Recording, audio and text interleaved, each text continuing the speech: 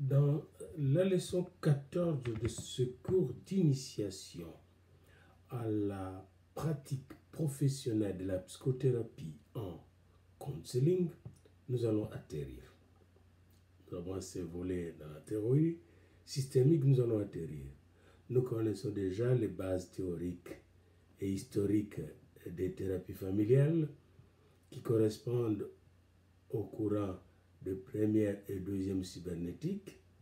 Nous savons que cette théorie de la thérapie familiale est liée à la théorie systémique et à la théorie de la communication, d'où le nom de théorie familiale et de théorie systématique familiale ou de théorie familiale systémique et de la communication.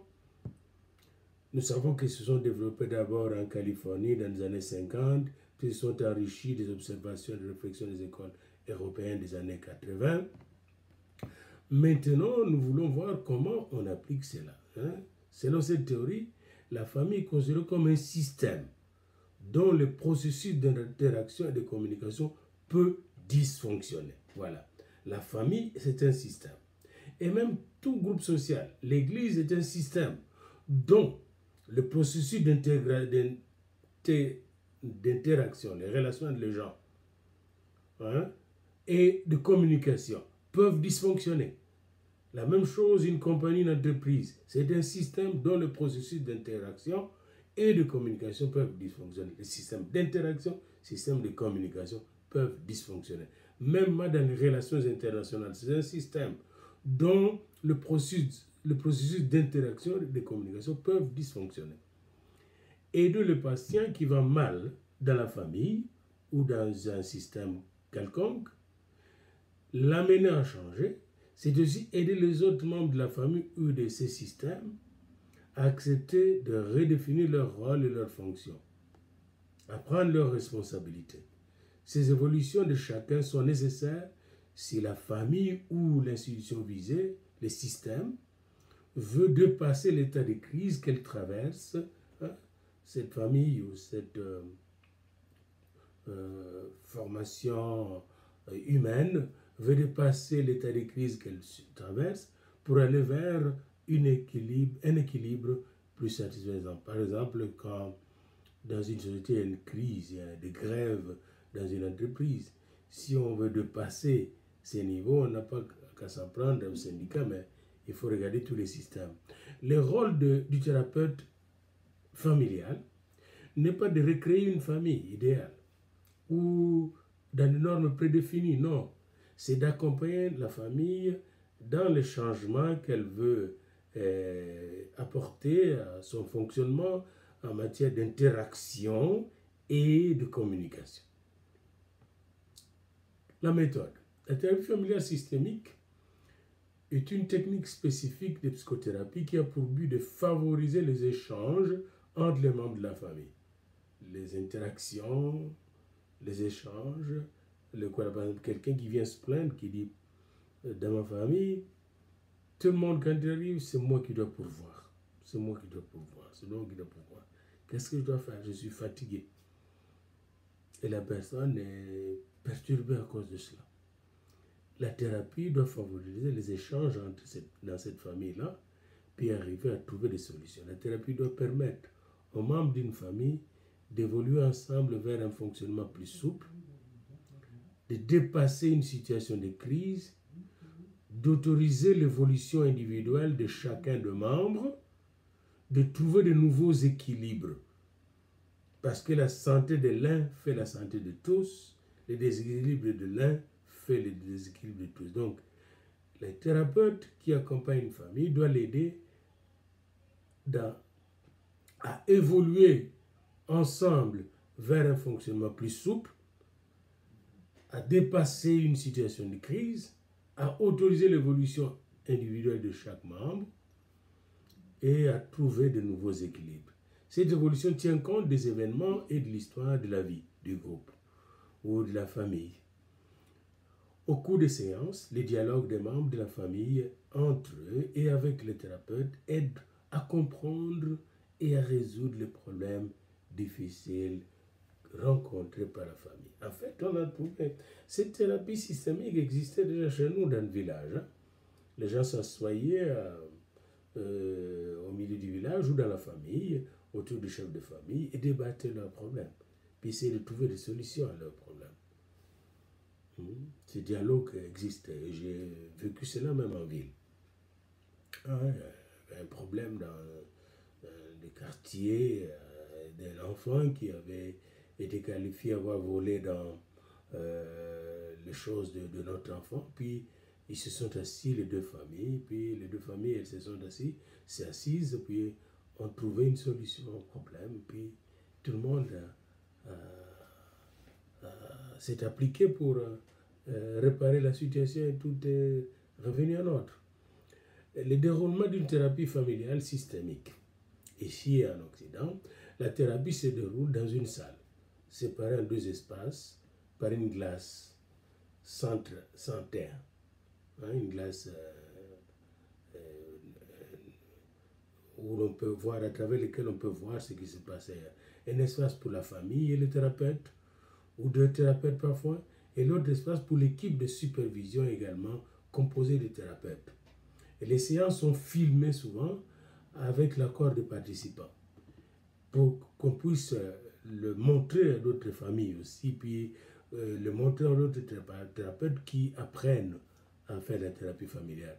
L'équipe de supervision peut appeler le thérapeute à tout moment par un interphone. Et les premiers entretiens sont importants pour eux car ils permettent de définir un engagement mutuel et des objectifs entre la famille et les thérapeutes. Voyez-vous, ils se mettent tous ensemble. Puis ils présentent les problèmes. Voici le problème. La première étape, le problème. Alors, ils vont aussi un jour ensemble se mettre ensemble pour trouver, n'est-ce pas, les objectifs. Et puis finalement les stratégies. Et donc ils mettent tous ensemble les stratégies qu'il faut suivre. Quelles sont les méthodes qu'on va utiliser pour arriver à sa fin, à son objectif. Le nombre de personnes nécessaires pour une thérapie familiale est variable. Ça varie de 2 à 10, 12 personnes. La présence des membres de la famille concernés par le problème qui les a amenés à prendre rendez-vous est indispensable pendant les premiers entretiens. Il y a un membre de famille qui est concerné, puis il dit ce problème est vraiment familial. Par exemple, dans un problème d'inceste, il est nécessaire de se réunir avec toute la famille.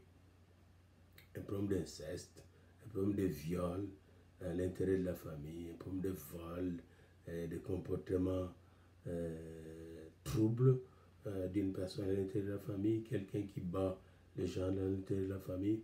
Souvent ici, parfois c'est la police qui s'empare de ces situations-là. En fonction des séances, le thérapeute peut travailler avec le frère et les sœurs seulement.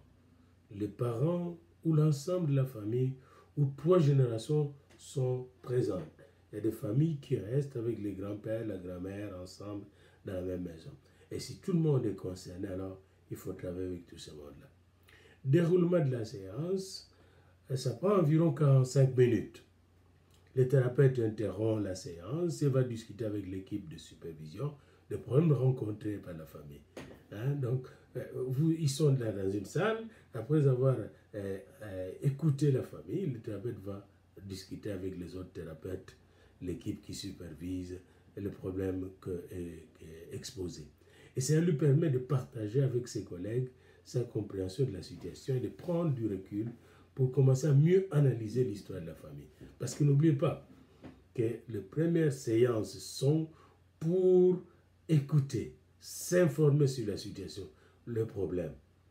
On ne prend aucune décision pendant ce temps-là sur le plan des objectifs, de la thérapie ou de la méthode thérapeutique qu'il faut appliquer. On écoute. Le thérapeute fait ensuite une synthèse de la séance avec la famille et propose éventuellement des tâches ou des réflexions à effectuer pour la prochaine séance. Et à la prochaine séance, on continue. Cette fois-là, on regarde les objectifs qu'il faut atteindre dans la thérapie. On fixe les objectifs. Et après, à la prochaine séance, on fixe les méthodes qu'il faut suivre pour atteindre ces objectifs et les étapes et le nombre de séances de rencontre. C'est très important. La durée du traitement, les séances ont généralement lieu tous les 15 jours ou tous les mois, une fois le mois. Mais le nombre de séances de la thérapie familiale n'est pas fixé à l'avance. Ça peut changer.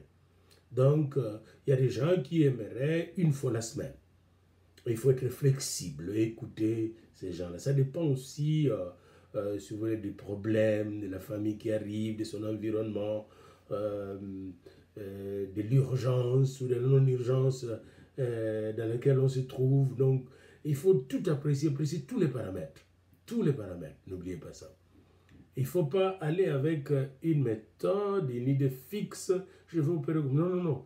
C'est la situation qui définit le déroulement de la thérapie. La fin d'une thérapie se décide d'un commun accord. Et d'ailleurs, nous parlerons dans un autre cours sur la fin d'une thérapie. Toujours entre la famille et les thérapeutes. Idéalement, lorsque l'on constate qu'il y a une amélioration durable des symptômes présents au début, ainsi que les relations familiales qui s'améliorent qualitativement, eh bien, on peut commencer à atterrir vers la fin de la thérapie. Ici, le coût de la thérapie, j'aimerais vous en parler. Ici, le coût de la thérapie pour 45 minutes, c'est 75 $. Hein. Et puis en Europe, je me suis informé, c'est 100 $ et 100 €. Hein. Donc, une thérapie familiale, ça coûte assez cher, la thérapie en général. Mais c'est couvert par des assurances que les gens payent ou qu'ils ont dans leur service. Il y a des indications qu'il faut suivre, des contre-indications. Hein. L'évaluation aussi de la thérapie familiale. Les indications d'une thérapie familiale ne s'inscrivent pas dans une chaîne logique, symptômes, maladies, traitements, comme dans les autres champs de la médecine. Non. L'indication de suivre une thérapie familiale est une décision commune qui se construit avec les différents membres de la famille. C'est d'abord un problème de la famille, vous voyez. Et par exemple, quand on parle de tel qui est sorcier de la famille et tout ça, souvent les familles ont tendance d'aller trouver l'homme qui doit prier pour eux, pour la délivrance ensemble. Eh bien, de la même manière pour la thérapie familiale, ces familles vont vouloir venir suivre les thérapies. Il faut l'initier. Et ces thérapies existaient déjà dans nos traditions, on ne les appelait pas thérapies, mais il y avait de rencontres comme ça, entre griffes thérapeutiques. En général, les thérapies familiales peuvent être conseillées dans les situations où l'on constate que des problèmes psychiques ou des comportements rencontrés par une personne ont aussi des conséquences sur d'autres membres de la famille. Vous voyez? Et quand vous écoutez, par exemple, la personne vous parler, souvent il va nommer telle personne de la famille, sa femme, ses enfants, etc. Et là, vous réalisez qu'il s'agit d'un problème qui doit se traiter au niveau de la famille. Alors c'est très important. N'oubliez pas, et là on discerne toujours la communication et les relations, les interactions. Comment sont les relations à l'intérieur de la famille? Et si on constate que les troubles émotionnels ou cognitifs que la personne a, ces troubles comportementaux sont d'origine familiale, viennent des relations familiales. Eh bien, il est nécessaire de faire asseoir les gens parce que là, on va travailler sur le deuxième niveau qui est le milieu. Après, on va travailler sur l'individu. Il y a le milieu, hein, le milieu familial, la structure familiale. On va faire une approche beaucoup plus structurelle, hein, toucher à la famille pour changer la dynamique de la famille. Hein, si la famille est très toxique, il faut désintoxiquer la famille. Et la seule manière de les désintoxiquer, c'est de les amener tous dans la séance, dans les sessions. Et dans ces sessions, ils vont apprendre ou réapprendre à vivre ensemble. Et c'est très important. Il y a des contre-indications. Les psychiatres ou les psychothérapeutes ou les pasteurs qui traitent des familles doivent proposer son approche. Il ne doit pas l'imposer. Hein, il doit expliquer pourquoi il demande à son client, à l'analyseur, de venir avec la famille. Hein, et la plupart du temps, la personne va tout à fait accepter.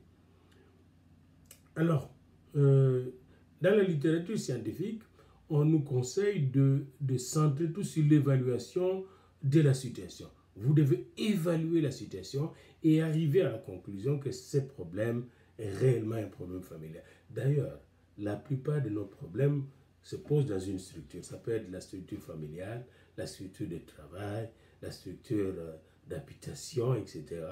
Mais finalement, nous en sommes responsables. Comme j'avais dit dans le cours de la leçon 13, beaucoup de schizophrènes ici en Occident sont issus de familles dysfonctionnelles. Alors on comprend que leur situation schizoïde est liée aux troubles de leur famille. Il y a aussi des troubles de comportement comme la dépendance à l'alcool. On peut voir comment, par exemple, dans une famille où il y a pas mal de tensions, les gens vont prendre l'alcool pour essayer d'échapper ou d'éviter de faire face à la réalité. C'est ce qu'on appelle le coping. Le coping. Ils essaient d'éviter de faire face à la réalité en prenant un peu plus d'alcool ou un peu plus de drogue. Qui sont les thérapeutes familiaux dans cette vie?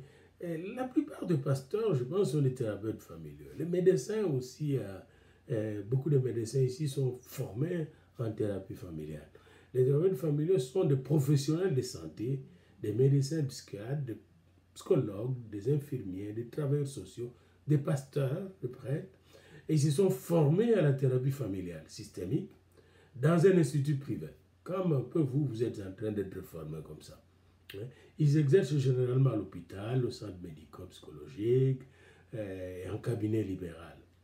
Il est recommandé de choisir un psychothérapeute après s'être informé auprès de son médecin traitant ici. Vous voyez, on ne va pas chez n'importe quel psychothérapeute, on vous conseille, je pense que pour ce problème familial, vous dites que votre maladie souvent, ça arrive, quand vous avez des querelles à la famille, vous avez pas mal de stress dans votre famille.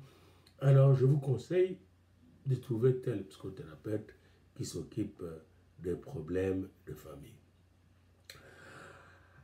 Alors, pour conclure, j'aimerais vous encourager à tenir compte de deux choses en thérapie familiale. Les interactions et la communication. Voilà, nous sommes tous en interaction les uns avec les autres.